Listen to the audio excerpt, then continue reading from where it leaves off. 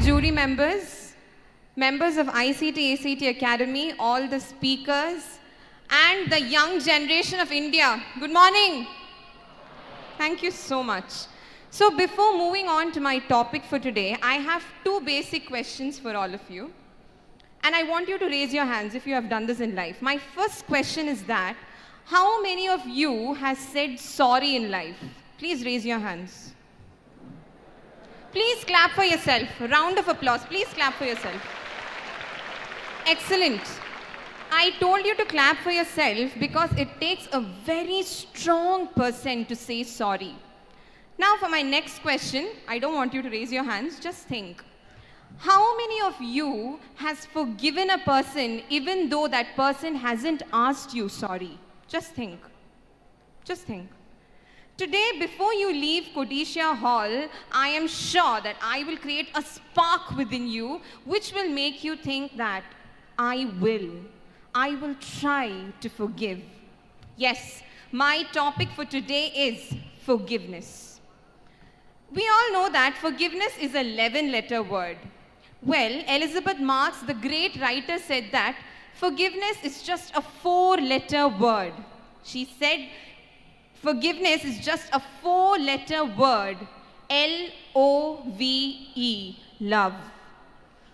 Thank you so much. The very nature of we human beings is to get angry. We feel resentful when someone harms us, right? Well, I would say that forgiveness is forgetting the past and starting on with a clean state. Forgiveness is like taking out the knife out of your back, which someone has poked you with, and not using that knife to harm anyone else, no matter how badly they have hurt you. Today, I would like to emphasize on two aspects of forgiveness, only two. One, why can't some people forgive? And two, the power of forgiveness. So moving on to my first aspect, why can't some people forgive? I feel that there are three main reasons why people can't forgive, and my first reason is because we think we do not get an apology, right?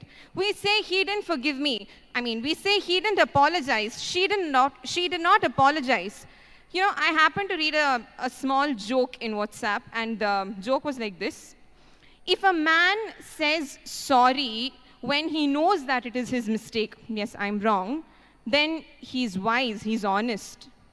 Well, if a man says he's sorry when he knows that he is right, the opposite person is wrong, then unfortunately he's a husband. Okay. So, you know, when I read this joke, what I felt was that we always expect people to come and ask sorry to us. My dear friends, it is our memory, not theirs. People have different versions for forgiveness. People have very different versions for forgiveness. You know, if forgiveness was dependent on the apology of a particular person, then believe me, by now the whole world would have been burnt down. My second, according to me, why people can't forgive, my second point is that it is because they lack the ingredient of forgiveness within them. You know, I read a story once which had a yogi who saved a scorpion from a flooding river, a scorpion. So the yogi sees the scorpion is about to die and he goes on to save the scorpion. As usual, the scorpion bites him. The yogi goes on again, the scorpion bites again, and this happens almost 3 times. A passing by devotee looks at the yogi and asks, "What are you doing?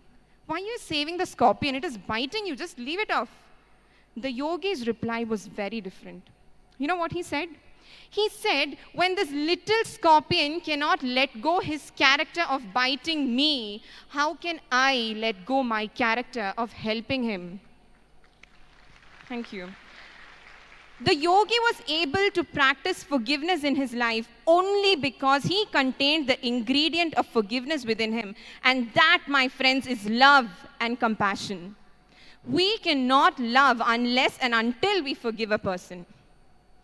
The third aspect why I feel that people cannot forgive is that we do not understand the difference between weakness and wickedness. If a person hurts you, he or she might be weak, my friends, not wicked. How many of you doesn't have weakness here? We all have weakness. We are not strong people. We all have weakness. We all are capable of hurting someone. I know that very clearly. When we are so eager to receive forgiveness by someone, why are we not willing to give forgiveness to someone? That is my question, my friends. When I tell you to forgive, you must forgive, you must forgive, you might ask me, then what do we do to those people who hurted a woman? What do we do to those people who harassed a girl? What do we do to all those people who killed thousands of men? Should I forgive them? When we complain to the police, is that forgiveness? No, that is not forgiveness. We have a misconception about forgiveness actually. When you complain to the police, you're complaining about that person's particular act, not about that person. When the police does something favorable to you, it is like applying medicine on your wound. The wound won't disappear, my friends. Unless and until you forgive, the wound is still there. So moving on to my second aspect of today, that is the main heading, the power of forgiveness. I believe there are three major powers you gain when you forgive someone, and the main power is that you lead a happy and healthy life. Yes, it is about you. When you forgive someone, you are healing yourself, your mind, your body, and your soul. The second power I feel you gain is that when you forgive someone, you are coming out of their control. You stop being their victim. And I can say this because I have an experience. I was rejected from a school-level quiz competition because I was in the topper of my class. To everyone who's seated here, who has faced partiality, I just have two choices for you. This was the choices my mother gave me. She told me, if you want to come out of the situation, you have two choices, Ashwini. You have two choices.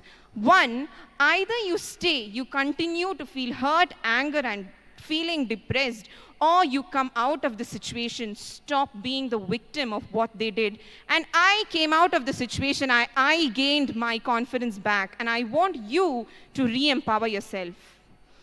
My third power, what I think that you gain is that when you forgive someone, you come out of the emotions of anger, depression, and sadness.